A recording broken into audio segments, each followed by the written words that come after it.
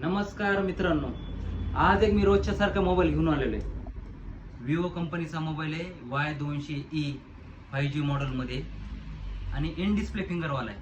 तुम्ही पाहू शकता इन डिस्प्ले फिंगरवाला मोबाईल आहे Y200E.